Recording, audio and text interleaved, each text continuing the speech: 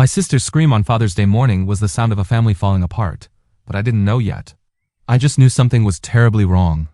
My name is Robert Thompson, and what happened that June day changed everything forever. I've been staying with my sister Emily for a few months. My marriage had ended in pain and anger. My daughter Sarah was in California. I needed somewhere to land, somewhere to breathe. Emily invited me to stay. I thought she was being kind. That Father's Day morning, I was sitting on the porch drinking coffee. The birds were singing. It felt like a good day. Around 11, a delivery man brought a box from my niece Sophie. 21, smart, quiet. I hadn't heard from her much lately, so the surprise made me smile. Then Emily came out. When she saw that box in my hands, something broke in her face. She dropped her coffee mug. It shattered on the porch floor like my life was about to shatter. Rob, don't open that box, please. Just don't. Her voice was shaking so badly I could barely understand her. Emily, what are you talking about? It's from Sophie. She refused to answer. She just kept begging me not to open it. My hands started shaking. Not from curiosity. From fear. I opened it slowly. Inside was something that made the world stop moving. A loaded handgun. Serial number scratched off and a letter. I put the box down. My hands couldn't hold it anymore. I called the police. Didn't think.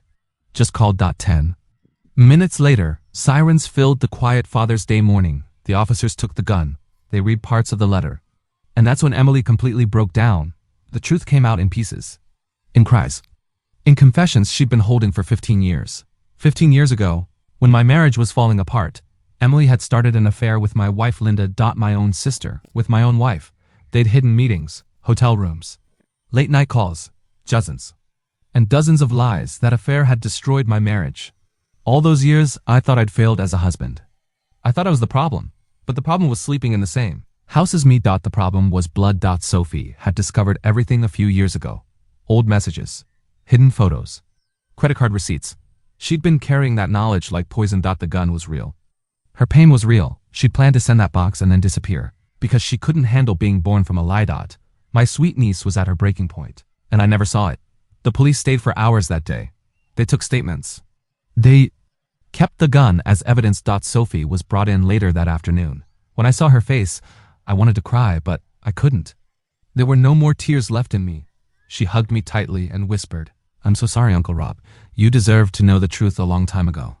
That sentence broke something inside me that I didn't know was still intact. All those family barbecues suddenly felt fake. Every holiday dinner felt poisoned. Every hug from Emily felt like a knife. Emily finally confessed everything. She cried and said she regretted it every day. She said it happened during a lonely time in her life, but regrets don't erase 15 years of lies. Regrets don't heal a marriage that was destroyed.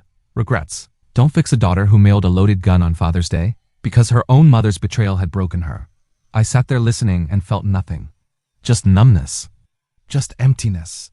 The woman I trusted most had destroyed my life and then invited me into her home like nothing happened. It was the ultimate betrayal. That night I couldn't sleep. I kept replaying 15 years of moments. Every time Emily comforted me during my divorce. Every time she said, "You'll find someone better, Rob." Every family gathering where she smiled like nothing was wrong. It was all fake.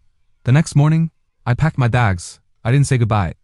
I just left. I went to stay with my old friend Mike a few towns away. My daughter Sarah flew in from California. When she heard, we sat together for hours talking about all the lies that had quietly shaped our family. The weeks after were some of the hardest and most emotional times I've ever lived through. Emily called every day. Sometimes multiple times. I didn't answer for weeks because I couldn't bear to hear her voice. When I finally picked up, she was crying, begging for forgiveness, saying she'd do anything to fix things. I told her calmly, some things simply cannot be fixed with sorry. She didn't just betray me. She betrayed her own daughter. Sophie had been suffering in silence. For years because of her mother's selfish choices, Sophie started going to therapy. Slowly began to heal. She visits me regularly. Now, we go for walks. We grab coffee. We talk openly about life. She calls me more than she calls her own mother. Our relationship has grown stronger and more honest than it ever was before. My daughter Sarah and I have become closer too. We realized how much pain, silence, and secrets can cause in a family. I learned something hard about the people closest to you. They can hurt you the most. But the truth, no matter how painful and ugly, is always better than living in a comfortable lie. I still think about that cardboard box sometimes. What if I had opened it without calling the police? What if Sophie had done something she could never take back? That Package forced the truth into the light. It gave me a chance to rebuild my life with honesty instead of living with hidden lies.